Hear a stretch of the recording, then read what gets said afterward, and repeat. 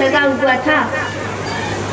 तो कभी कभी मालिक सो भी जाता था। अब ये पता चलने के लिए कि बैल कोल्हू में चलता रहता है या नहीं, तो मालिक ने बैल के गले में घंटी बांध दी, क्योंकि कभी कभी झपकी भी आ जाती है, निद्रा भी आ जाती है। अब काम चल रहा है या नहीं ये कैसे पता चलेगा। तो मालिक ने बड़ी चतुराई से उसने बैल के गले में, कोल्हू के बैल के गले में घंटी बांध दी। अब बैल चलेगा तो घंटी बजती रहेगी, और घंटी बजती रहेगी तो पता चलता रहेगा कि काम हो रहा है। अब एक व्यक्ति उस कोल्हू पर आया तो उसने उस मालिक से कहा कि आपने बैल के गले में घंटी क्यों बांधी? उसने कहा ताकि मुझे पता चलता रहे कि कोल्हू पे बैल चल रहा है। उस व्यक्ति ने कहा ऐसा भी तो हो सकता है कि बैल एक ही जगह पर सर हिलाता रहे और घंटी बजती रहे, फिर क्या करोगे?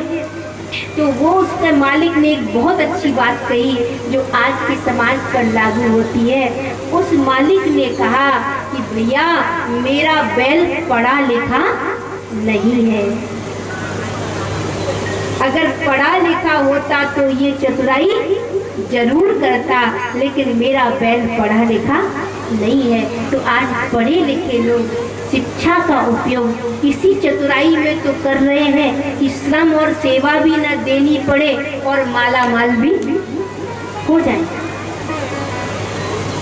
अपने बच्चों को न केवल वो शिक्षा, बाबा तुलसी रामायण में लिख दिया, मात पिता बालकनि बोलावे, उदर भरे सोई धर्म सिखावे। जो शिक्षा आपकी संतानों को सिर्फ पेट भरना न सिखाए, बल्कि जो शिक्षा एक आपकी संतानों को सेवा भावी बनाए, जो शिक्षा आपकी संतानों को संस्कारी बनाए, और जिस शिक्षा को जीवन में लेकर के चलने वाली आपकी संतानें विवेकानंद की तरह बने, दयानंद की तरह बने, राम और कृष्ण की तरह बने, जिन्होंने न केवल राष्ट्र की सेवा की बल्कि अपने स्वार्थों को तिलांजलि दे करके उन्होंने सारे विश्व को एक बनाने की कोशिश की है।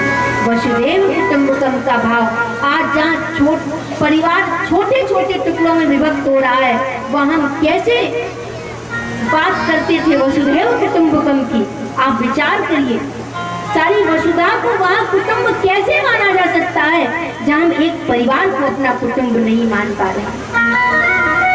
इसका कारण है कि हमने रामायण पढ़ना बंद कर दिया है।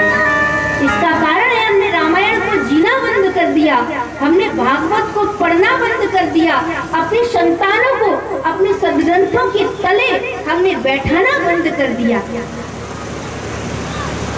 हो सके, मैंने एक दिन कहा था, मैयाओं से भी कहा था कि जहाँ भी धर्म सभा हो, जहाँ भी राम कृष्ण की चर्चा चल रही हो, वहाँ पर उंगली पकड़कर समय समय पर अपनी संतानों को ले जाना चाहिए, ताकि वो राम के चरित्र से, कृष्ण के चरित्र से अवगत हो सके।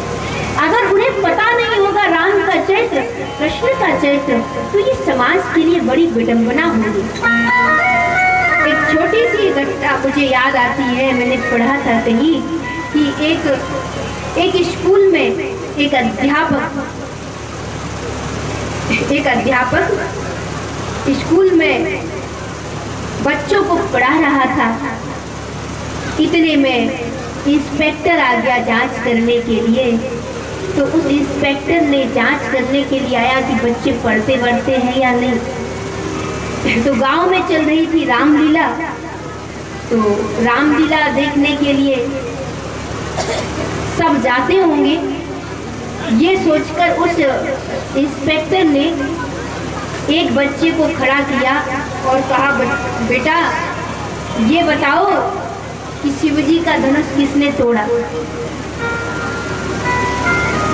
वो बच्चा कहने लगा हाथ जोड़ के, महाराज किसी ने भी तोड़ा हो, लेकिन अपनी मैं कहूँ कि मैंने नहीं तोड़ा। अब उसका ये ये उत्तर दिया तो आश्चर्यचकित हो गया वो एजुकेशन इंस्पेक्टर जो जांच करने आया था। बड़ा आश्चर्यचकित, गांव में रामलीला चल रही है और बच्चे को ये पता नहीं कि शिव जी का धनुष किसने तोड़ा, बस मैंने नहीं तोड़ा। और तब अध्यापक ने सोचा शायद कुछ गड़बड़ हो गई उत्तर देने में, इसलिए इंस्पेक्टर की भौं तन गई है। तो उसने अध्यापक ने कहा सर दूसरे बच्चे से पूछ लीजिए। दूसरे बच्चे की ओर करवा दिया मुझे। अब दूसरा बच्चा खड़ा किया गया। उस बच्चे ने कहा सर मैं सच कहता हूँ कि इसने ही तोड़ा है।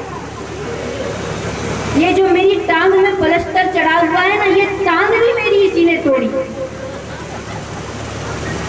अब तो मास्टर जी भी आश्चर्यचकित कि इंस्पेक्टर का मुख क्यों इतना क्रोध में है। तो अध्यापक की ओर इंस्पेक्टर ने देखा तो अध्यापक बोले सर बच्चे ठीक ही कह रहे हैं, हो ना हो यही उद्दंड बालक है, तोड़ा इसी ने होगा, मेरी कुर्सी का हत्था भी इसी ने तोड़ा था। पहुंचा भागा प्रिंसिपल के पास। प्रिंसिपल से कहा कि मैंने बच्चों से पूछा कि शिवजी का धनुष किसने तोड़ा और वो बच्चे ये भी ना बता सके। प्रिंसिपल ने कहा अरे सर अब टूट गया तो टूट गया, एक बढ़ई को हमेशा 24 घंटे रखता हूँ तो जुड़वा देंगे और क्या करें।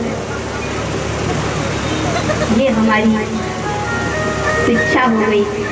हमारी शिक्षा हमारे स्वार्थ तक जीवित है, बस स्वार्थ में शिक्षा का इस्तेमाल कर रहे हैं। एक जगह रामलीला हो रही थी तो हनुमान जी से कहा गया कि हनुमान तुम लंका को आग लगाओगे।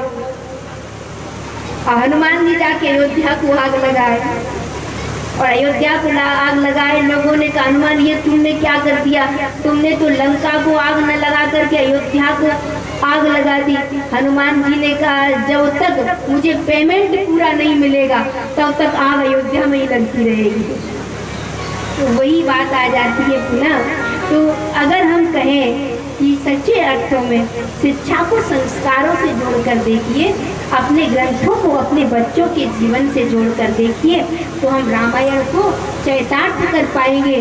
राम लक्ष्मण भरत शत्रुघ्न ये ऋषियों की परंपरा को आगे बढ़ाया और यज्ञ की रक्षा के लिए विश्वामित्र के साथ